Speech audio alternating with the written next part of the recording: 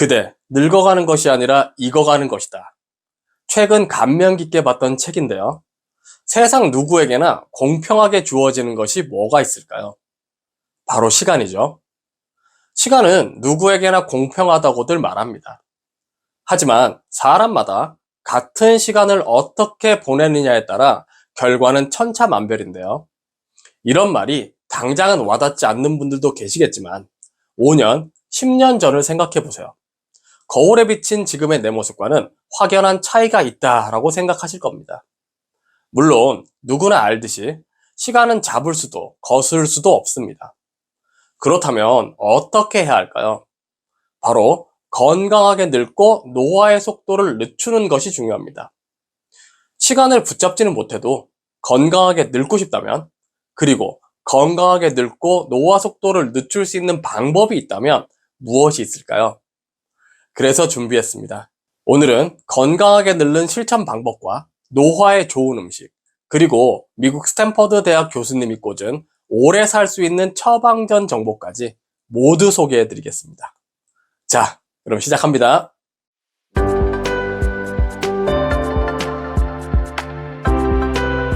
늙는다는 건 무엇일까요? 얼마 전 고향에 계신 부모님과 오랜만에 영상통화를 하다가 울컥하게 된 경험이 있는데요. 작은 핸드폰으로 비춘 그대 얼굴이 너무 낯설게만 느껴졌습니다. 내색은 안 했지만 세월을 피하지 못한 주름, 하얗게 새어진 머리카락을 보게 되어 속으로 울컥했습니다. 그래서 여러분들에게 도움이 되고자 이 정보를 알려드립니다.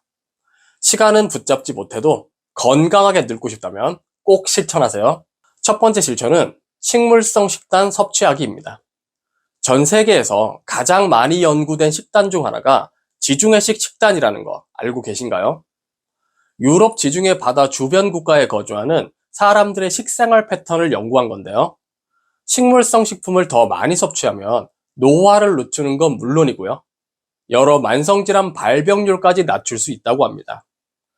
바로 식물성 식품에 항산화 물질과 섬유질이 풍부하기 때문인데요. 이러한 성분은 몸의 염증을 줄이고 세포가 손상되는 걸 막는 데 도움을 줍니다. 두 번째 실천, 체중 관리입니다.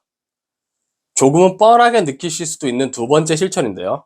뻔하지만 매우 중요합니다. 체중 관리가 안 되어 체중이 늘어나게 되면 근골격계, 특히 무릎 관절에 부담을 주고 높은 체지방률은 염증과 호르몬 장애를 유발합니다. 비만은 정신건강과도 연관이 있는데요. 지금까지 암, 심장질환, 뇌졸중, 고혈압, 당뇨병, 우울증 등이 비만과 연관이 있다고 알려져 있습니다.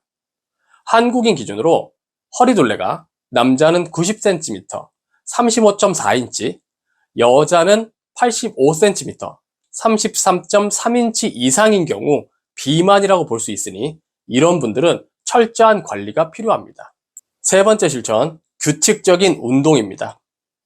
비만을 관리하는 데도 필수 요소지만 규칙적인 운동은 만성질환을 예방하고 스트레스 지수를 낮춰 정신 건강을 향상시킵니다. 체중과 체지방률을 낮추는 건 물론이고요. 혈당, 혈압, 염증, 혈류 등 건강과 관련된 다양한 지표를 개선할 수 있습니다.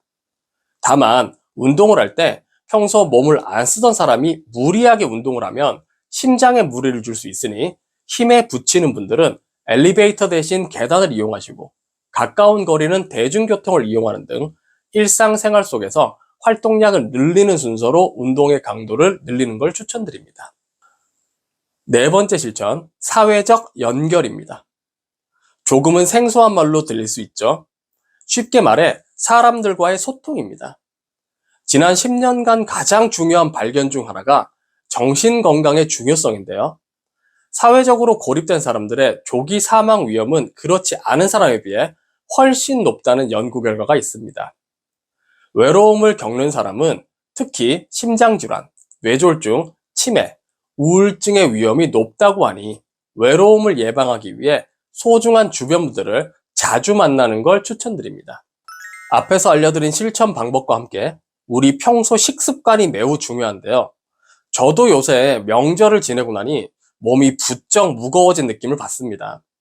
바로 몸속에 독소가 쌓여 있는 것인데요. 이 독소를 뺄 수 있는 음식엔 무엇이 있을까요? 오늘 알려드리는 이 식품 바로 드셔보세요. 해조류의 종류인 다시마, 파래, 해초입니다. 해조류에는 비타민이 풍부하고 요오드나 나트륨, 칼슘, 마그네슘 등이 많이 들어있는데요. 꾸준히 섭취하면 영양 균형을 맞추는 데 도움이 됩니다. 특히 독성 물질을 방어할 수 있는 면역 상태를 만들 수 있습니다.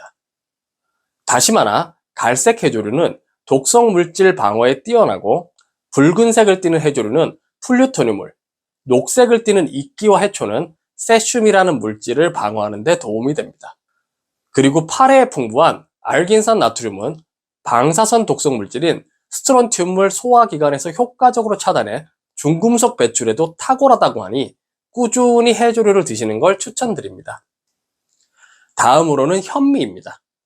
현미는 영양이 풍부합니다. 발화시킨 현미는 일반 백미보다 식이섬유가 3배, 비타민이 5배, 식물성 지방이 2.5배, 칼슘이 5배가량 많습니다. 특히 현미의 풍부한 식이섬유는 잉여 영양분과 소화되고 남은 찌꺼기를 원활하게 배출시켜 체내 독소 비율을 낮추는 효과까지 얻을 수 있습니다. 마지막으로 오래 살고 싶은 처방전을 알려드리겠습니다. 스탠퍼드대 면역학과 필립 피조 교수의 칼럼이 최근 미국 의학저널 자마에 게재된 내용을 알려드리자면, 모든 연령대에게 도움이 되지만 특히 중장년에 이것을 실천하는 것이 좋다라며 이것을 강조했는데요. 목적의식을 가져라입니다. 뚜렷한 목표의식을 갖는 것이 수명을 연장시킨다라며, 실제 미국 앤아버 미시건 대학교 공중보건대 연구팀이 6,985명의 50세 이상 성인을 대상으로 한 연구 결과, 삶에 대한 목적의식이 없는 사람은 그렇지 않은 사람보다 5년 이내 사망할 확률이 2배 이상 높았다고 말했습니다. 삶의 목적과 그에 따른 임무를 설정하고 달성을 위해 노력하는 과정이 건강을 돕는다라고 말하면서, 직장에서 은퇴를 했다면 다시 학교로 돌아가 공부하거나 자원봉사 또는 동호회 활동을 하며 새로운 목표를 설정하는 게 좋다라고 말했습니다. 다음으로는 활발하게 교류하라입니다. 사회적 관계를 활발히 하는 것도 굉장히 중요하다는데요. 미국 공공과학도서관 의학 플러스 메디슨에 실린 연구에서 40만 8,849명이 참가한 148건의 연구를 분석한 결과, 긍정적인 사회적 관계는 생존율을 50% 증가시켰다라고 발표했습니다. 반면에 사회적 관계가 부족한 사람은 심혈관 질환 위험이 29%, 뇌졸중 위험이 32%나 더 높았다며 친구와 활발히 교류하라고 조언했습니다.